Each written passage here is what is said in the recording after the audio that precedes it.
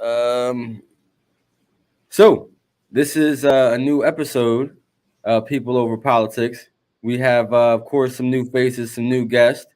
I appreciate you for joining us today, CannaQuest. No doubt, bro. No doubt. It's my pleasure to be. Yes. Thank you for Well, I having me. mean, to be honest with you, I've only known you as Quest. Like, do people just call you Quest? Like, what is your real name? Like, what's My, your government? my government is my real name is John, but Okay, okay. yeah, nothing too crazy. But yeah, I do go as Quest, and in the streets, have everyone call me that. Yes, yes. Well, for people who don't know about you, of course, you're well known in the cannabis ecosystem, and call you Canna Family. Just tell them a little bit about what you do and who you are. Uh, I'm not a self-proclaimed cannabis comedian, but that's what it's becoming. I'm doing this to destigmatize cannabis in everyday life situations. Through my comedic skits and whatnot, I can display different scenarios and situations that people don't realize, whether it's during the purchasing at a dispensary or interacting with the plug behind Target. you know, I give views to both sides of the coin, and Sure. hopefully really get the different negative stereotypes held around cannabis to a brighter light. Yeah, yeah. I mean, okay. So I mean, that's a lot. So you would consider yourself a comedian, you consider yourself an influencer. Really the way that I found out about you was probably through Instagram, right? So I don't know if I initially was following you or somebody that I was following started sharing your videos. Because like you said, I've seen, probably the evolution, over the last year of, like how you found your niche, right? So one of the coolest things that I think I've seen is like how you make education about, cannabis simple, fun, and but yet relatable. You know what I mean? So like you're teaching them about terpenes, but you're doing a TikTok. You know what I mean? So Yep. it's like you're keeping up with the times. Yeah, you got to adjust, you got to tailor your message to your audience. Yes, yes. And I mean, so like, how long are you? Are you? I would assume you are a MMC C patient, right? Yeah. I'm a card holder. Okay, so how long have you been a card holder? About 2 years now, I think. Okay, okay. I mean, I wish I could say I'm a card holder. Like I'm a card holder, but I've never actually held a card because in 3 years they haven't actually given me a physical card. But that's Oh, a whole another thing about them being understaffed, and we're not gonna harp on that. right. But so one of the things I wanted to ask you was you seem to know a lot of different people, in the industry, in of course in the legacy, what they call quote unquote legacy market. Have you been to all the dispensaries, or are you making a tour of all these dispensaries? I know that there's like 100 plus in Maryland.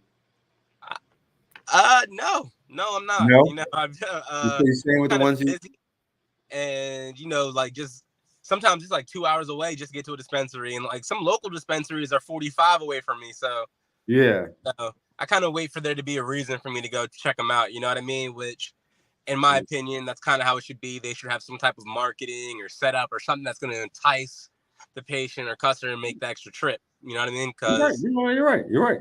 yeah, You bring up a good point. And like, what area of Maryland are you coming? It's like the Baltimore. You're from like the Baltimore region, right? nah, I'm from Crofton near Annapolis. Oh, Anne Arundel. Anne Yeah, Arundel. You guys got some decent shops. I know Mana is that they have one in Anne Arundel, and I've been to Gold Leaf. Gold Leaf is like the top tier bougie uh yeah. medical dispensary. I mean, I it's like cool. Greenlight. Everybody got the little vibes. Everybody got the little vibes, right? I definitely like Greenlight. Green Light. I don't know if I've been there. What town are they in? Crofton on Route 3. Green. Okay, on Route 3. Okay, I might have to check them out. I might have to check them out. Do Yeah, they have good deals? Is the question, because I'm always going for some good deal shopping. depends on the day, my man. Depends on the day. Okay, okay, okay. And so one of the things that I wanted to ask you was, you know, we have question four, right? And I've been reminding people about question four, and not just about question four, and to make sure to register to vote, and encouraging them if they, are voting to vote yes, but to continue advocating after question four passes. So like, I guess my question to you would be, have you or are you voting yes on question 4? But like outside of just placing that vote, what do you want to see, in the upcoming, state of cannabis for Maryland? I am voting yes on question 4. I definitely think we should be getting more public events going, bringing more influencers into the mix. Right now, I think with the way and how strict the MMCC is right now, a lot of these cannabis companies are scared to really touch anything. But I think that would be Trust the me, I know what thing. you're talking about. I know Bring exactly. it into the mainstream. Yeah, I mean, I know exactly what you're talking about, especially, there's been events, and of course the MMC, they could be sticklers and worry warts, right? When it comes to, I would say, public consumption, anything that has to do with public consumption. But the thought is like you said, we have to educate, and we have to have more safe spaces. So that definitely is something, that we need. And I think after it passes on the ballot, I think there'll be opportunity for more of that. Like I would love to see consumption lounges come, right? Like I would love you to be able to go purchase from the dispensary, and then go to the consumption lounge, be able to use your cannabis safely, and be able to go home. And if you want, you don't want to drive, we have a ride share service, right? Like imagine a ride share service that takes you wherever you want to go. You just so the quote unquote, you're traveling safe, because of course we don't want to encourage people to smoke and drive, even though we don't want to encourage people to do it. Right. Yeah. But the next thing I was gonna ask you was, you said more events. I think that's great. And so my homegirl Keisha from Explore Maryland Cannabis, probably, right? Yeah. So I think what she's doing is very great, because she's not only bringing in the social aspect of just having fun and community, and like bringing us all together, and having us use our strengths to help each other, but I think that she's looking at it from like how can I get my people jobs, and not only that, but how can I capitalize on their skills in this industry. And so like you do you work in the dispensary, or like for a dispensary? I've seen you everywhere. I'm currently on my break. Oh, hey, that is lit. That is lit. And so like, have you been working in dispensary as long as you've been a patient, or like how long have you been in the dispensary setting? I was a patient like about a good couple months, 6 months before I was even working in the dispensary. My background is in finance. Oh, okay. It's crazy. Why is there so many people in finance that got into cannabis? Like, that's Hope Wiseman and a lot of other people's story. Did y'all just see the writing on the wall, or what was that? Where I just went where the money went at an early age. So,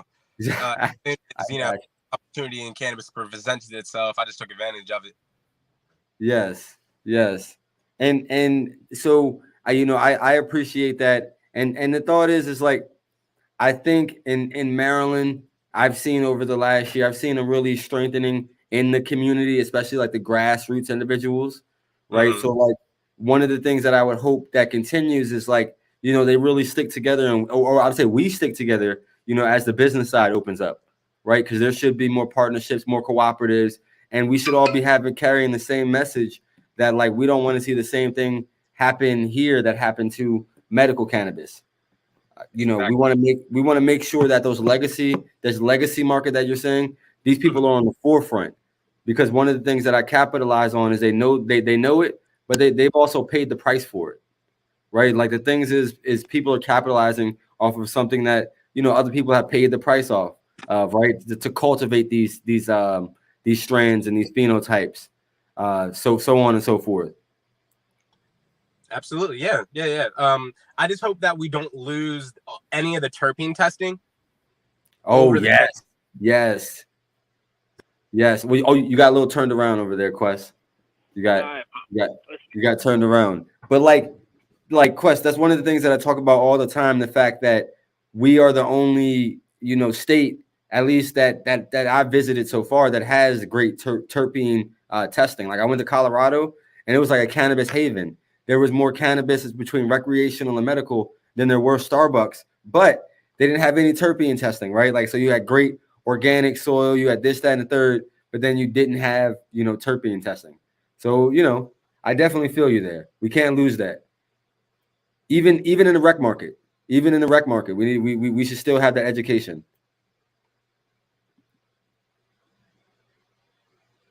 Oh, I think you might have pressed the mute button. Can't hear you there. I'm sorry. Can you hear me now? Yeah, I can hear you. So that's like one of the things that worries me is, like if we're going to have medical and recreational cannabis, I don't want recreational cannabis to be to the detriment of the medical patient, Yeah. So I think realistically approaching both playing fields as the same, like terpene testing for the rec and for the medical, you won't have to keep it from the other. You know what I mean? It shouldn't be a detriment. I agree. I mean, whether it's a medical market or whether we have a recreational market, we still need to have that educational component and that responsible consumption component, right? So like with anything, there should be responsible consumption and there should be education. I'm sure you can agree, just like, many other patients now, that your education increased and your desire for education, went up once you became a patient, right? Like you just started learning all these cool things, how your body interacted. And then the thought is like the biggest thing that a lot of people don't talk about is how this holistic option can decrease, what westernized medicine, right? All these opioids that, are affecting us as a community. I think that the most recent study I've seen was legal medical use, is seen to decrease opioid use by like up to 30%. Because it offers an alternative that isn't as harmful, isn't as deadly, isn't as addictive, and of course is a lot more holistic. Yeah, definitely. And so I gotta tell you, Quest, the next guest I'm gonna have, he's the next sheriff-elect, right? So it's just a diversity of thought. Of course, we have you, of course, who's in the industry, and you represent the people. I would say at the greatest extent you represent the people. We have, of course, the sheriff. He still represents the people, but it's from a different lens. It's from a different perspective. And so like that would be interesting just to hear. And I think you probably, just like a lot of the other people, know that like they don't necessarily play a role in like drug enforcement, right? Like, so it will be interesting just to hear that, because like traditionally they're doing more, evictions and stuff of that nature. Absolutely, yeah. Was it you who sent me that study that people were smoking in front of sheriffs so that they get better idea of the intoxication? I don't know, but I would love to see that one. I don't know, sir. I didn't see that one. I didn't see that one. Someone sent me that they were going to do like some kind of clinical study in somewhere in Maryland. Well, I do think that there should be some education, right? Because you have CBD, which is completely legal, has been legal since the Farm Act, right? And it looks, it smells, feels exactly like the THC plant. But a lot of times, let's just say that you don't interact with it, you have no clue. You might not know that this is CBD as opposed to THC. I know I heard a story recently of someone in Greenbelt that has to go to court for it. Of course, after it gets tested, it's going to get dropped and everything like that. But, it is just a hassle for about the education aspect, because to some degree there isn't an education aspect, at least from like from a community perspective sometimes. And I know that they're doing a lot of training around the effects of driving now and cannabis. Like I know that I've seen a lot of veterans case studies being done, because of course that is serious. We should know, the effects. We should, understand this. But of course, it's also fear mongering. Did you see the story that there was one kid who got maybe not a kid, I'll call him a teenager. He got a medical card 2 years ago. I think he had like 18 accidents or 11 accidents. And then like now he's uninsurable, and his mom is like, oh my gosh, like pot in, my child. And I was like, woo, for one, that's terrible. But it also just seems like your son just might be a bad driver. You know what I mean? Or he shouldn't be consuming and then driving there. We need to make smarter decisions, right? Responsible consumption. Absolutely. That I mean, that's the best way to do it, because, like, yeah. I mean, that's terrible. I'd never even heard of that story, dude. Like, I'm gonna share it with you on Instagram. It was pretty funny because there's an anti-Yes on 4 campaign, and it's by like a couple parents. And the funnier thing about it was like just looking at the demographics, right? So the demographics, I saw the ad, I saw the speeches. It was mainly not people of color, right? And so there was just this one placed woman in there, and it was like, oh, she just looks like a prop. Oh my gosh, you know what I mean? Like, but the thought is like, for me, I try to tell people that, like, let's look at it from opportunity. Let's look at it from giving people dignity. But let's also look at it like, how can we do things differently from a municipality? Like, how can cannabis fix some of these roads?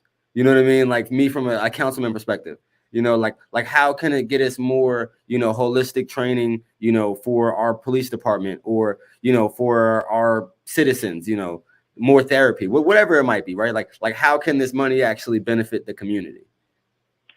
Yeah, that's, I mean, and I think that's kind of where content creators can come in and, like, kind of, make videos and stuff that, I don't know, I'm not trying to force them to watch anything, but if they were to watch it, they may get a better insight on, like, the inner happenings, But I think they also have to come to you, right? Like, these corporations and businesses, they have to come to you because you have the ear of the people. You have the ear of the consumer. And, like, let's just say that you went on a rant about one of these MSOs, a lot of people in the ecosystem throughout Maryland are going to know really quickly, right? Like, because information travels, and you have a voice. Yeah, and we can. I don't think a lot of content creators know, but that they can really make or break a product for a company. So, especially with the knowledge, there's a lot of miseducation too. I saw a cannabis content creator actually saying, don't vote for question 4. And when I actually went and asked them why, they thought that it was because they're going to tax medical patients. And then when I asked them if they were actually if they actually read the bill, they didn't at all. So the fact that this person was able to spread their misinformation, that's also kind of worrying. But when you have, I believe that especially this community, we have a lot of really well-informed cannabis creators because we all work in the industry. You know what I mean? Of course. Like we don't just daylight as a content creator. Of course. I mean, you're actually a consumer yourself, and you actually know what they want. You can speak to that. And Quest, of course, I know you're working hard over there. I wanted to get you a few lightning questions before we got you out of here. My first question to you is, what is your favorite strain and why? My favorite strain is Northern Lights. I love, I just love it. It's like almost like a cerebral indica.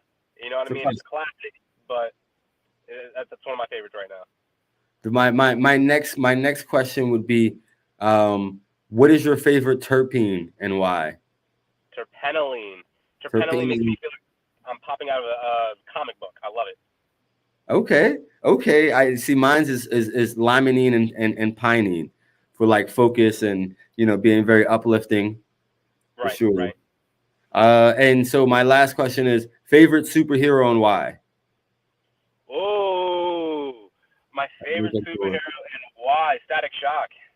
What? Hey, what? Yo, I am a Static Shock fan as well. You are the first person that has said Static Shock. I don't know how many episodes we've had so far, maybe 40 plus, but I'm hype about that. I'm looking forward to that movie. I hope it doesn't suck. But yes. I hope they don't ruin it. Yes. I love it. If only they made a fucking toy for Static Shock. He would be on TV still and have his own movies by now, but back then, because merchandising was so big and they didn't do that shit for him because he was from an independent studio. Of course. Dude. Of course. Static Shock forever. They handled the issues that matter. Exactly. No, you're right. You're right, buddy. And we're gonna keep that fight going. But tell people how they can stay connected with you. I know I've seen you have a new podcast, so make sure to drop the information. Tell people how they can reach out to you. Definitely. You can find me anywhere under the name CannaQuest with 2 T's. Unless it's on Instagram, then it's CannaQuest backup because Instagram kicked me off because this is why we're fighting. We gotta get equal playing fields. You can go pick up a bottle of alcohol on any site you want and you'll be fine. But if I smoke a J medicinally, I'm kicked off. Makes zero sense. But anywhere CannaQuest, new episode of Get to the Joint has dropped today. Cannabis, all centered around cannabis culture, news, all that. Okay. Well, hey, Quest, I appreciate you, and good luck to you and Trav Dabs from Elevated Wellness. Definitely big shout out to him, one of the hardest working man in the business. I see you. And you, of course, continue to spread the good word. Hey, you too, bro. I appreciate everything you do. All right, I'll see you soon, brother. All right, man. Later. So that was Quest visiting us from Anne Arundel County. And, as promised, it's another double header. But I just wanted to remind you that we have elections coming up November 8th. It's incredibly important that you guys exercise your right. I don't want to, sit here and harp on my, soapbox. But, we have another candidate coming up. And, presumably he will be, our next sheriff of the great county of Prince George's, Maryland. And so I wanted to welcome Sheriff-elect John Carr. Good afternoon or good evening. How are you today? Hey, thanks for joining us. Sheriff-elect, of course. Well, thank you for having me. How about Democratic nominee, and then hopefully after December 8th, it will be Sheriff-elect John Yes. Carr. How about that? Yes. Democratic nominee. Absolutely. Democratic nominee. For people who don't know about you, right? Like you've been a community person. I know I met you on the Central Committee, when I was doing work with the Young Dems, still love the Young Dems. Just tell people who you are and, why you continue to do what you do. Okay, so my name is John Carr, and I was born in Washington, D.C., but raised here in Suitland, Maryland. Attended school here, went to high school here in Bishop McNamara. Attended University of Maryland College Park for my undergrad in criminology, criminal justice, and had my master's in public administration from Norwich University. I've been working at the Office of the Sheriff for 20 years, and now a little bit over 20 years. Recently, I had just had to retire a little bit early this week as I've been focusing on the campaign and also focusing on moving forward with my community activities. So I was the lieutenant colonel for our Bureau of Field Operations at the Sheriff's Office, which I oversaw domestic violence, warrants, child support, landlord-tenant. As Martin said, hey, I also was on the Democratic Central Committee representing District 27 at the at-large member. I also was the gender balance member 4 years before that. So I've been out in the community. I've been coaching a lot of little league activities, football, track and field, basketball. So I've been around here in Prince George's County, and this is my county and one that I love so dearly, and the people here in the county. For sure. And so, just so I'm clear, you did 2 terms on the Central Committee. I did. I was a gender balance member and also as the Democratic at-large District 27 down here in Brandywine. Okay. Yeah. Well, and so gender balance wasn't appointed, and then you got voted in, right? That's how it works. Yes, that is correct. Okay. Yeah. Okay. Well, yeah. Congrats on that, and that's definitely a big accomplishment. For people who don't know, the Central Committee, they have it in every county. They have a Democratic and a Republican Central Committee, and essentially, they help rile support around the candidates. They also help make sure that the elections are functioning the way they should be, making sure we have enough ballots, this, that, and the third. And most importantly, they help decide who fills vacancies when there's ever a vacancy in public office. So the Central Committee, if I remember, it's an unpaid position, but it does take a good amount of effort and time and integrity. That is correct. So it is an unpaid position, and it does take a lot of time. And you're talking about times after you get off of work. You're also talking about during the weekend actually being out there. You're that grassroots effort to try to educate folks as far as what is happening when it comes to politics, when it comes to the elected officials, when it comes to events.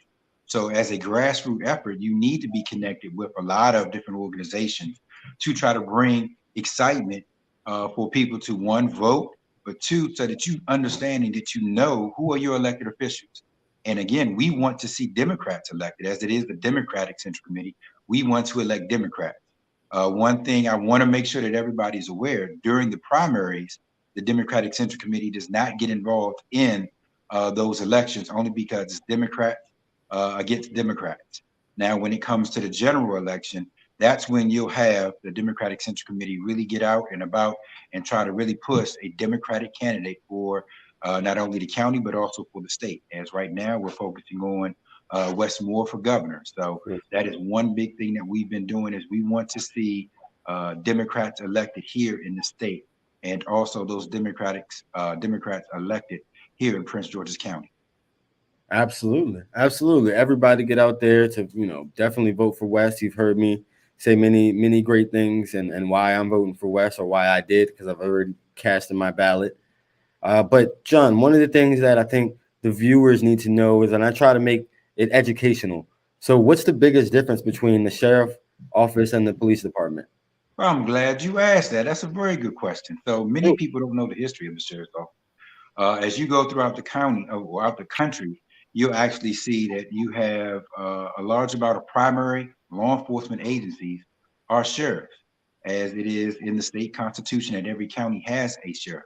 We have court mandated functions. We're the law enforcement arm of the courts.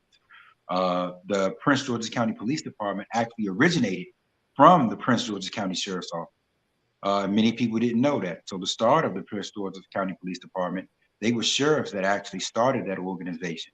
The sheriff is an elected official and is elected every 4 years. The county police chief is appointed by the county exec. So our functions, we are not the primary 911 responders here in the county. We focus on our state mandated functions, which surround court security, dealing with inmates, also warrants, child support, domestic violence, our civil sections. We also have a fugitive section. So we're a little bit more specialized in what we do, but we have state mandated functions and court mandated functions in which we must oversee and do. Okay. And I understand that aspect. So when we're talking about relevant, respective to Prince George's County, around what year did the sheriff's department kind of branch into the Prince George's Police Department? Like, what year are we talking? We're talking the 50s, 60s? I think you may be talking about the 30s, 1930, I want to say. Okay. And I don't know if you can quote me, but I want to say it's around the 30s in which the Prince George's County Police Department actually originated from. And then that's when they started their organizations. I want to say it was around then. So the sheriff's office, the only thing that we don't have, we're able to actually go outside the county. We actually go outside the state as well when we do our fugitive apprehension, and that we do extraditions, and we bring those wanted individuals back here to Prince George's County to face their charges or to actually come to court.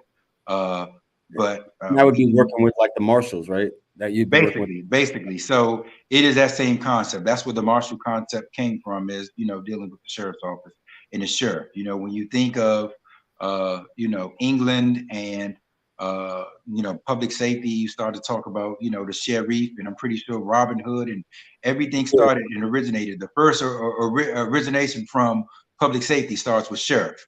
So that's the sheriff of Nottingham.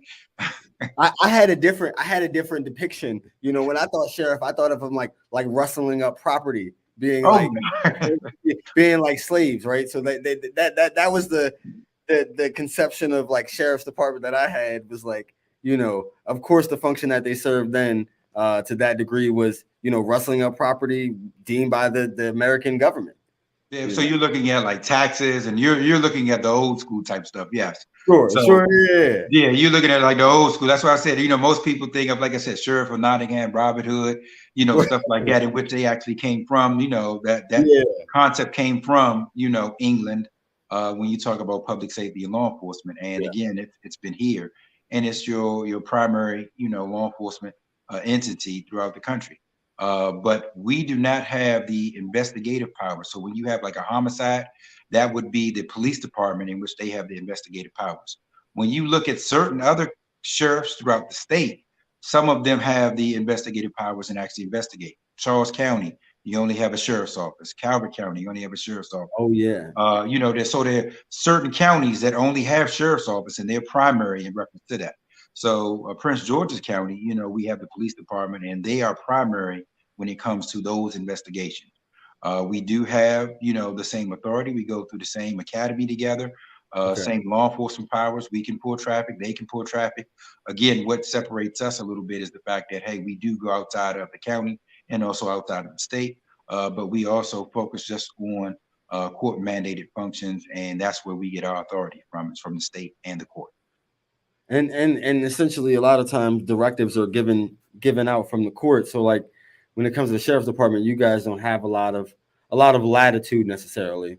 So that's a very good statement that you made. So a lot of times people always say, well, hey, you a sheriff. I don't really see you guys here in the county. What do you do? A lot of times when we do get those orders from court, it's already been determined, you know. So when we get it, it's not that we don't have the latitude. We already know what the outcome is right now. So either that person is getting served with some sort of documentation, or either that person is being apprehended because they have an open warrant, or either we are there to then address a dispute between property or some sort of civil matter in reference to that. So, you know, a lot of times you wouldn't. If you've never had any issues as far as legal issues with the courts or anything, you probably wouldn't see us on a regular basis. And that's one thing that I definitely do want to make sure that we change, because we play an instrumental part in our community, and then making sure that we serve our citizens and that our citizens know the resources that we can provide for them. Okay. And I understand that. And from one of the things that, of course, you know, I've seen and I would always, you know, harp on is there needs to be more training, not necessarily on how to do the job, but like, you know, therapy. Would you agree that, you know, there needs to be more therapy and treated differently in the line of work, right? Like a lot of times it's just given that like just tough it up, just, you know, just do your job, just hold your head down. But I think that it's important to realize that, you know, even our law enforcement officers and officials, you know, they have trauma and they have things they're unpacking as well. So I think that they should be encouraged to, you know, receive therapy, but they should also, it should also be readily available, right? You know, you are absolutely 100% correct on that, and I'm glad to hear you say that, because a lot of our citizens and a lot of people may not understand that those women and men that actually put that uniform on are just like them. You know, of course, you may have cultural differences, you may have language barriers, but ultimately, in doing this job, and this job has been a male-driven career field, so we definitely need to make sure that we are very diverse, not only just from the cultural standpoint, but also to make sure from the standpoint of that we represent everybody, and that is women and men. But we also need to make sure that we represent and have a larger women contingent in the career field. Now, when you talk about tough it up and you know, the stressors of the job, we are really hurting right now. We are hurting because as you go through time, you start to look at the different generations and how the job evolves in reference to what the community is asking us to do. In public safety and in law enforcement, we've been asked to do quite a bit. You got a lot more, you know, outside of what, you know, the job may require. We're expected to know everything and to be, you know, you're supposed to be the pastor, you know, you're supposed to be a clinical technician, you're supposed to be public safety, you're supposed to know everything. And a lot of times we don't. And that's what the biggest thing is, we don't. And in this job where you think of, you know, alphas and hey, nothing bothers you or it's okay, a lot of our folks are hurting. And that's just not sheriff's office, it's county police, it's law enforcement throughout the country, because you can't unsee what you see. You know, you see trauma and deal with negative situations each and every day. When people call you, they're asking for relief. They're asking for you to come there and make the situation better. Now, what happens when you're going through those same issues in your own household? You know, where you're going through situations where you have a divorce or child custody situation, or your mom or somebody else is sick in your family. And when you go on the scene and you see something and you're affected by it, who do you go talk to? A lot of times people feel, well, hey, I can't come back and talk to my coworkers because they're gonna think I'm soft, and you know, they're gonna look at me differently. You know, I can't go home and tell people what's going on because they really won't understand. So I believe when it comes to mental health And self-care, we have to do a better job in making sure that we treat our women and men public safety much better. And that goes for your fire agents, your fire departments, your dealing with the hospitals and nurses and doctors. Again, with everything going on from COVID-19 pandemic to just dealing with the mental health aspect, people are really hurting. And again, this is, I guess you can say it's a job or career, but you're asked to deal with people at their worst and to make the situation better. And that wears on you after a while. You know, we had a retirement of 20 years. It's now been extended to 25. But 25 years of hearing people's issues and problems and trying to address it and make it better, it's going to wear on you. It's going to wear on you. So I'm glad that you brought that up. No, and John, I'm one of the people that like people call me a liberal, they're calling me progressive. I think that those terms are ambiguous because they change depending on who you're talking to and what you're talking about. So I was definitely one of the people that was upset during 2020, of course, when there was these things that were just thrown over our stream with George Floyd and everything else happening, right? And so one of the things that I constantly said is like, maybe it's the messaging, right? Because sometimes it's not always the messenger. Sometimes it's just the messaging, right? And what I was saying was when we say defund the police, a lot of times people heard, disband the police, right? And I say, for me, I understand that there were a lot of injustice. I understand that injustices still happen, and will continue unfortunately to happen. But the thought is, I never was saying disband. I was saying that maybe we shouldn't look to initially, militarize to the umpteenth degree. Maybe we should, invest more in mobile crisis units.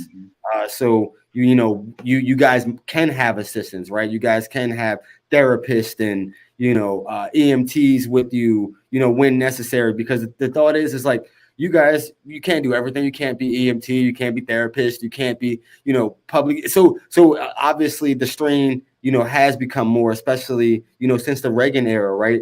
There was a push where there was less mental health. There was the more war on drugs. So we were criminalizing drugs and we were locking up people. Even if you look at, the system today, a lot of people in the system, a lot of those people have mental health problems that went unaddressed, or, drug problems, that were treated criminally. You know what I mean? So like this goes into it. It's just like how we're looking at it, right? So that's what I'm saying is like, let's not treat our police department like the U.S. Army, the U.S. military, and we're getting. And you're absolutely right, because again, you can't lock your way out of some of these issues and problems. You can't take a hammer and always hit it and think that you're going to solve something. And when you only have a hammer to use, and everything is going to look like a nail to you. We need a different approach to a lot of our social issues instead of thinking just call law enforcement or call the police.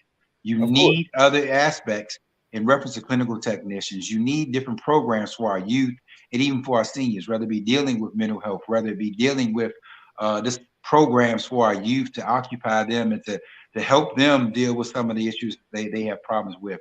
I give you an example.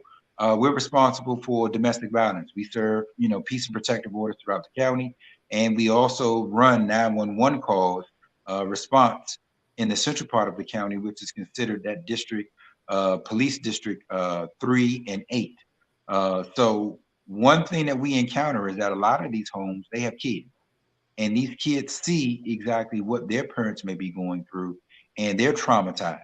Now those kids then go to school, they have to have other social contact with other kids and other people, and they may act out. And what do? We'll label those kids.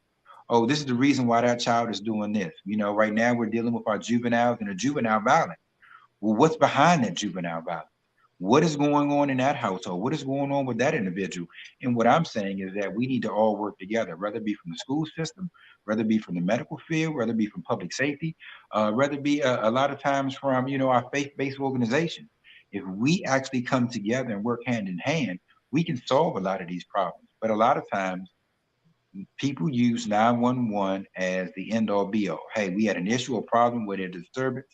Hey, I want that officer to get there. Now, you don't know how many years of service that officer had. You don't know what that officer's background. And even with the additional training and the training of that person, how do you know that that officer is able or equipped to deal with some of those problems and issues?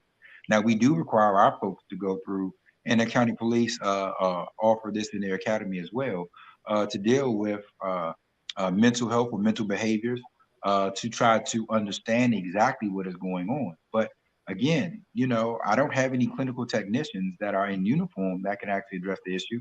We want to refer to the experts to assist and help us and to be there. So our job is to talk, de-escalate the situation, and to try to make sure that we're helping and we're benefiting and making the situation much better and not making it worse by now having to lock somebody up or to deal with somebody that was dealing with a trauma from something else.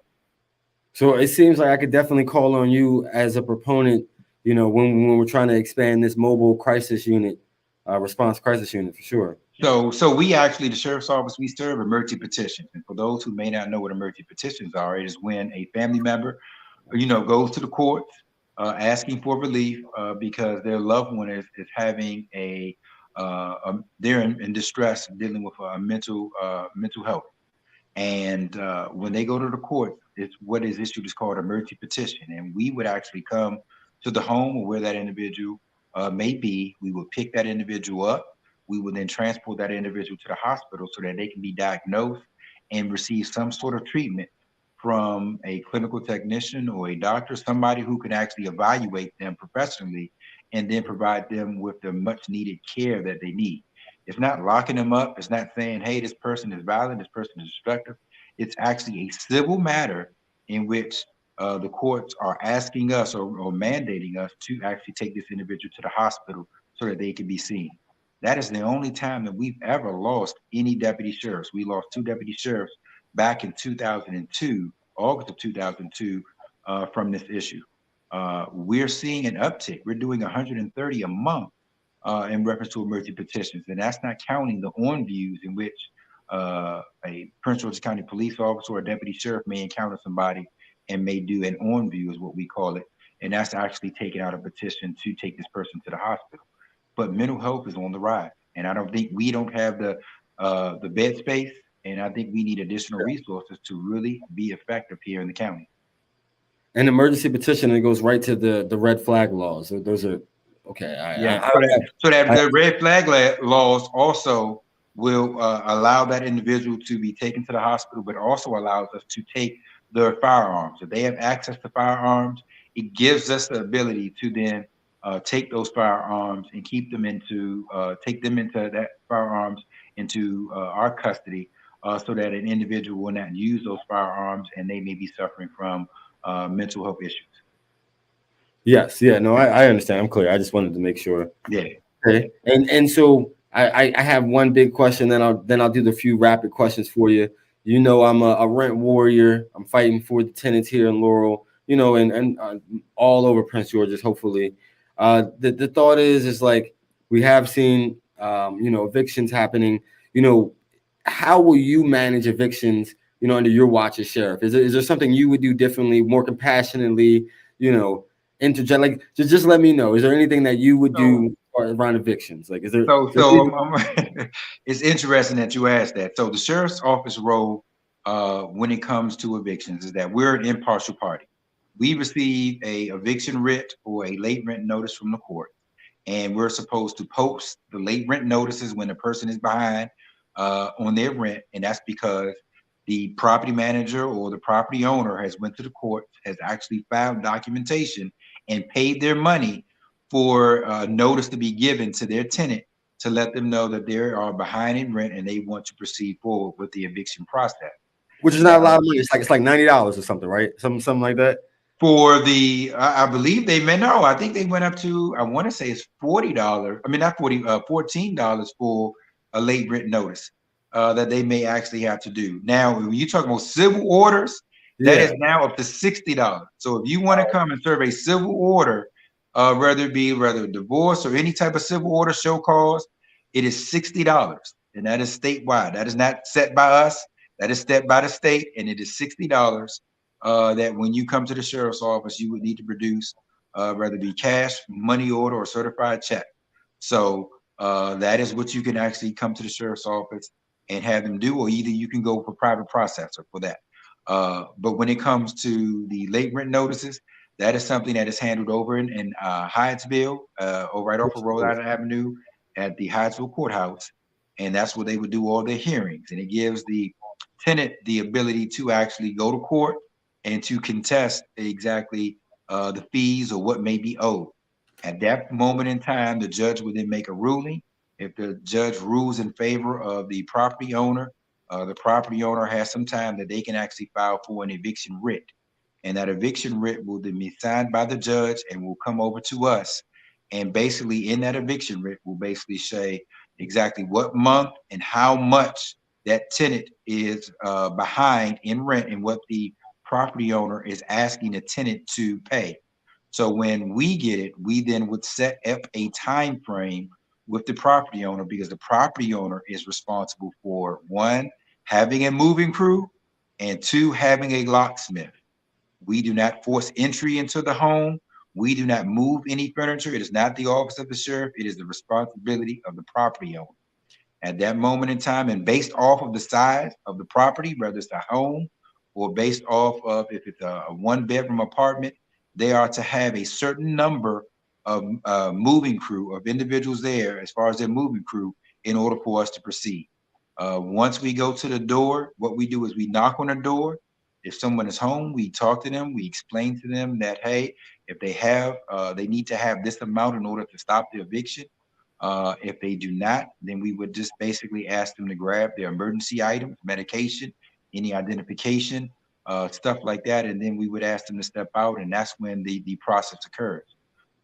So because we are impartial, there are very few things that we can do. Under my watch as sheriff, what I am asking and what I am trying to do is to really try to bring the property owners and the tenants together, along with a lot of our, municipal government, sharing the information so you'll know exactly when we do get these eviction writs. Refer them to different resources that, hey, if I am behind or if I have some issues, whether it's because I had medical issues and now I couldn't pay my rent, is there anything that I can do as far as my rights and understanding, funding out here? And I see you're wearing a CASA hat. You're working with folks that, we should be able to not only just tell you, hey, this is occurring, but here are the resources and here's where you need to go in order to try to either address this issue. So we can't pick sides between the tenant or the property owner. What we're to do is to make sure that we show empathy, and that we are making sure that we're doing our job mandated by the courts, but we want to provide additional resources so that everybody can be made whole again, the tenant and the property owner. Well, I mean, I'm glad that you mentioned that, and I will highlight to the people, I believe that you'll be a transparent sheriff, and you'll help us with the tenants and advocating for the resources. But one of the things that I caught up on is like one of the things, the powers that you do have as a sheriff, especially working out with a property manager, is the extension of that time frame, like when that time frame happens. And so, like, a lot of times, if you're so gracious and they're so gracious, there might be more time given, more grace than normally given, right? I think a lot of times when you look at, and I'm gonna say some, I'm not gonna say all, but when you look at it from a whole, if I'm a property owner, I would love to get my money. So if the tenant is able to get some resources or funding, from somewhere or somebody, I would love for them to be able to have that opportunity to get the resources, because again, we don't want to see anybody out the street. I mean, when you talk about evictions or anything, that is a rough thing altogether, because these are families, but you also want to make sure that the resources are there. And that is, somebody like yourself who are as elected official, to be able to, come up with some solutions and problems and be able to provide maybe some additional resources. But from the sheriff's office standpoint, we want to make sure that we can link up everybody so what the trends are. Right now, we also are having problems with squatters, people who are just moving into vacant homes, and they actually have or doing illegal activity in these homes, whether it be selling drugs, whether it be human trafficking. There are a lot of different things that go into it. We don't want there to be vacant properties here in the county that are not being taken care of, used in illegal forms and fashion, because not only does it hurt the property owner, but it hurts those who are in that community and those citizens there. So we want to make sure that we actually are able to service everybody, even in that bad situation in time. Sure. I mean, as you mentioned, you have the blighted communities. one of the things that I wanted to say is I think that there'll be legislation in the future, and hopefully we can have your voice on it. I've seen in New Jersey that basically evictions are the last step. And so before filing for eviction, you need to have proof that you try to mediate, that you provided them information about resources, rental assistance, whether it be quasi-government or governmental assistance. And the thought is like that's helpful for everybody for the most part, because it keeps people in their homes. And the thought is like we can all come to some agreement sometimes, but it just shows that you made that step. You made that initial. And I want to make sure that not only do we post the information, we actually also mail the information. So we make sure that they're able to get that notice. And we also actually, by law now, effective October 1st, we have a pamphlet with the state that actually we put into that mailing address and also with the postings, basically saying, here are the tenants' rights, and provides them with their rights and information. So that is also mailed to the house, and that is by state law now as of October 1st. So I would love for you to actually, in December, when I come in, for you to come, and I would love to give a tour to any of the elected officials to come through, so you can actually see what we're dealing with.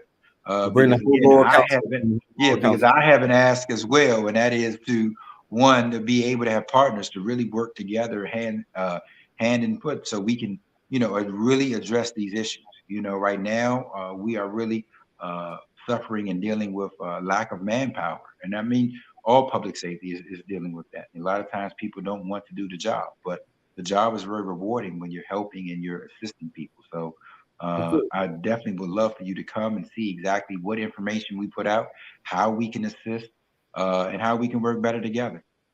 Because again, the property owners, they'll say, hey, we want to hurry up and get these done. And I can understand from a property owner standpoint, if I had a home or property that I'm renting out, and I'm now paying 2 mortgages and I'm struggling myself, I want to be made whole again as well. So it's our job to be impartial, but to try to be fair to everybody. And I still think that we can do that and show empathy to try to make sure that everybody is made whole.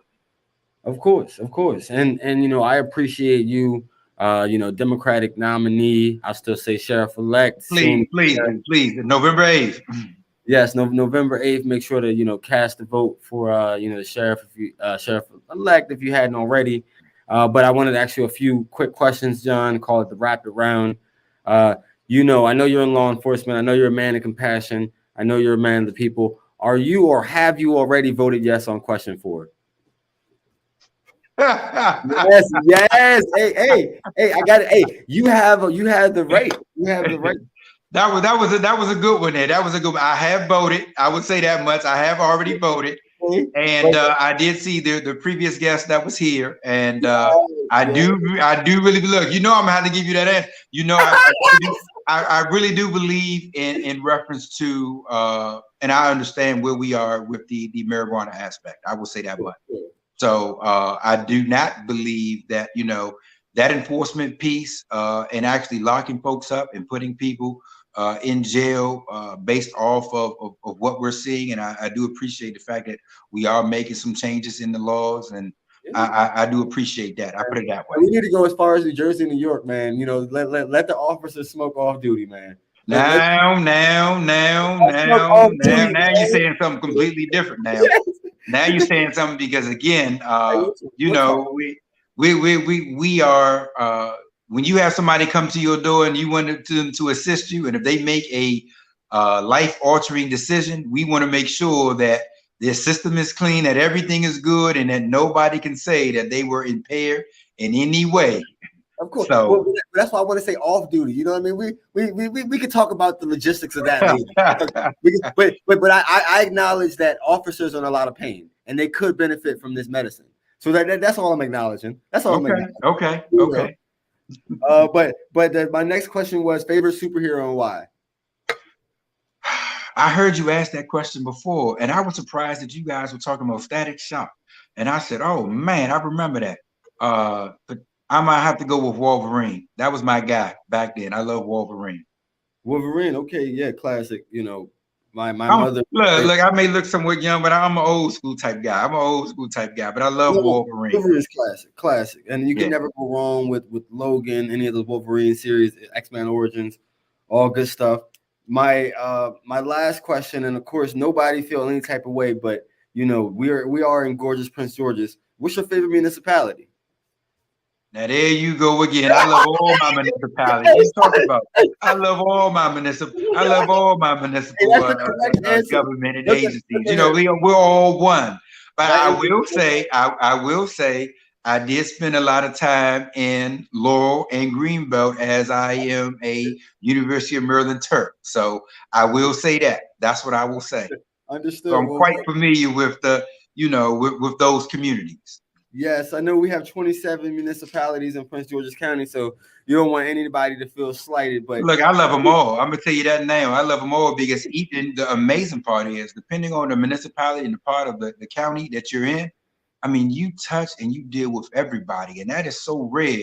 Where I can go to different areas of a county and basically get a different feel or a different vibe from everywhere.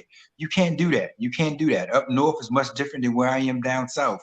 So it depends on where you are. And I was with one of your constituents last night, and they were asking about the nightlife up in Laurel and a lot of areas here in Prince George's County, trying to find some sort of nightlife and trying to make sure that we're able to address folks after hours, in a safe manner, but one for juveniles, but also for the adults as well. So I'm hoping that the county will continue to grow, but it will grow to the needs of its citizens, especially making sure that we can keep a lot of this revenue here, and that people don't feel that they have to go outside the county to either shop. And I love seeing you the other day because you looked sharp the other day and only shopped in Laurel. So I said, I got to go up to these shops because let me tell everybody in the audience, if they don't know, he had a coat on that was mean, dressed to the nines. And I'm trying to tell you, I got to get to that boutique or store, wherever you were. For sure. I appreciate I'll give you the information. We'll come down, get fitted. I love introducing people to Black businesses, especially in Laurel. Yes, indeed. Well, I appreciate you. Tell people how they can stay connected with you. Make sure to do your thing on Tuesday and vote. Okay, so you can stay connected with me at Vote for John D.B. Carr, and also have a website. And again, it's just a pleasure. You'll see me out in the community, and you'll see the sheriff's office out in the community even more. Of course, thank you for that, message. We definitely want to see you in the community, more grassroots, not just around election time. Yeah. When you need to vote. So we appreciate that. And then, I would definitely continue to uplift you, as you step into this role and do great things, and I'll definitely be the first one to call, when something's a little shaky. Please do. Definitely know that. Well, I appreciate you, John. And, thank you for the opportunity. I appreciate you. Of course. Have a good one. And you do the same. So that was this week's edition. We had two very different guests. We had an influencer and employee in the cannabis industry, formerly in the finance industry. We had, a sheriff-elect, former Democratic Central Committee member, and, soon to be Prince George's County Sheriff. So we got to hear from two very different individuals. And, I look forward to continued engagement, but don't forget, make sure you vote. You could mail it in, right? Or if you didn't mail it in, you definitely got to drop it off. But by now, but you can go to the polls on Tuesday. They'll be open from 8 to 8. Make sure to do your thing. Make sure to convince a friend to vote. Come out, come join me. I'm going to be at the Laurel Boys and Girls Club. I will also be bouncing around to a few other places, but see you next week.